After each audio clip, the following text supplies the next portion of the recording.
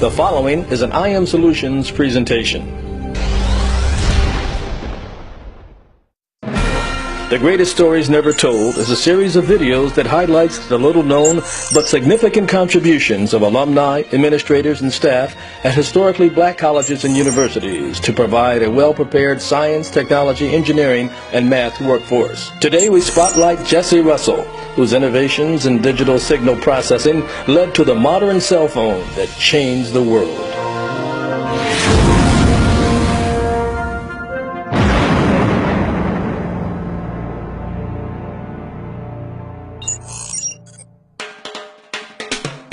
The cell phone has revolutionized how we connect to our world. It has created a paradigm shift in how society communicates. Cell phones have become indispensable for businesses, families, and individuals. Its usage has gone up from 34 million to over 204 million in the last 10 years. Few of us can imagine life without our cell phone.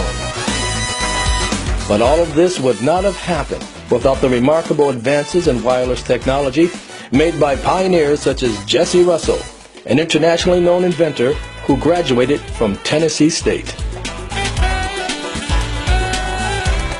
The beauty of historical black colleges for me, just talking to me personally at a personal level, is that what they did for me, they gave me the nurturing and the freedom to challenge. They didn't shut me down. And the teachers were more nurturing, or the professors were more nurturing, right? And what they did was they gave you a chance to express who you really were. If you're sitting in an SBCU and say, as I did in 1972, when I said, well, I want to work at Bell Laboratories, right?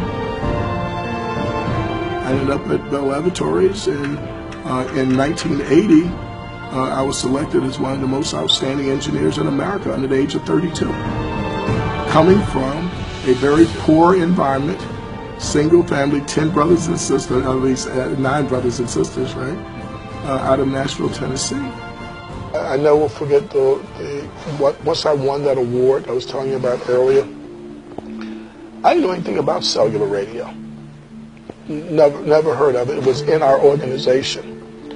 Well, right after they broke up the Bell system, the technology that nobody wanted was the cellular radio system. You know, and that they had tried to send it to the telephone companies, right? And then they sent it back to AT&T, right? So we had this sort of displaced group of people, right? I never forget the day my boss, his name was Jess Turner, he said, Jesse, I know you don't want this job, right, to head the cellular radio group, but I believe that the future of communications will be deeply rooted around this concept of cellular radio. And I never will forget the first day I was on the job. I called the meeting of all the managers and so, they were all white. I was the only black guy, right? And I was saying, well, what's the problem, right? Why? Because they were losing so much money, it was pathetic. They were just losing money like you wouldn't believe. You know, they said, the problem is that we could only make money when people are in the cars and the phone rings and they answer it. If they don't answer, it goes, it's that most of the time people are not in the cars, right?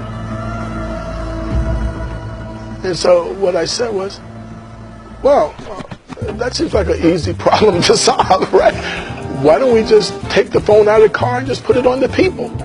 And I said, I guarantee you, if you put the phone on the people, I was thinking about just making money, right? So I said, I guarantee if you put the phone on the people, when it rings, they'll grab the phone. And I said, every time they grab the phone, we'll make $1, right? You know, right? You can tell a brother coming from the street, right? It's like selling stuff, right? So I said, every time the phone, right? We'll make $1, man. And I said that we could turn the business around. At the time, I didn't know that the phones looked like the ones and they had these big bodies, you know, and so y'all look like you about it, right? And so they were very nice, and they didn't say, look, it was kind of stupid for you to think that we could actually put these kind of phones on people, right? So they said that, no, the problem is there are more people than there are cars, and we had designed this for cars, and so there's not enough spectrum to allow us to put that many people. That's why you can't do that, right? Then I said, oh, that's what your problem is. What they didn't know, I was probably one of the leading authorities in digital signal processing. because that's how I'd gotten the award before, but they didn't know that, right? So what I said was, oh, that's a simple problem to solve. What we'll do is that we'll completely digitize the speech. We'll substantially reduce the amount of bandwidth required on a per user basis. And I described to them how you could do that, by what modulation schemes you would use and so forth. Then I said, if you do the math on that, and I can show you how we do that you could get 4 times the number of people in the same amount of spectrum. And it took us from like 1984 to 88, and we built the first digital cellular system any place in the world. And we took that business from like about $100 million business to $5 billion, simply because I had so much self-confidence, right, that I was able to challenge the status quo. In the midst of all the stereotypes about African Americans, in the midst of an all-white group, that I had enough self-confidence to say what I believed, right, that could be done.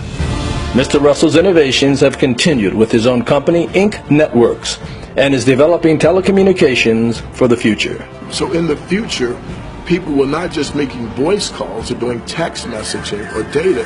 They actually will be doing video calls like this as they walk around, not just between 2 people, but between groups of people.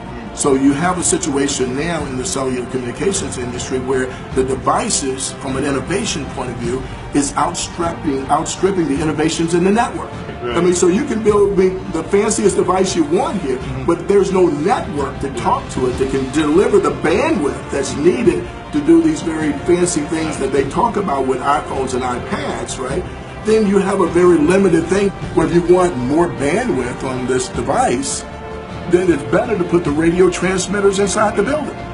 And once you do that, you now can build a very broadband signal going up as well as coming down. Now you change the whole tenor of how you design cellular systems. And that's basically what we did. I used to go out in Black History Month when I was at Bell Labs, right, speaking to young kids, 6th, 7th, 8th grade kids, right? And one of the most touching things that I ever experienced, I was speaking to a 6th grader, and she says to me, she says, "Are you a real inventor?" And I said, "Yeah, I'm an inventor." And I talked about cell phones, and I invented cell phones. She says that, "Well, I thought all black inventors were dead." No, I think one of the greatest stories that ever been told is the contribution of black Americans in the 60s and the 70s and the contributions that they've made in technology. To be able to teach young people that the scientists, engineering, and mathematics are the foundation of our society. The satisfaction that you get when you look back, like today when I see how many people can use cellular telephone systems, and many people talk to me all the time, they said, "Well, I didn't know that it was a black guy that invented digital cellular communications."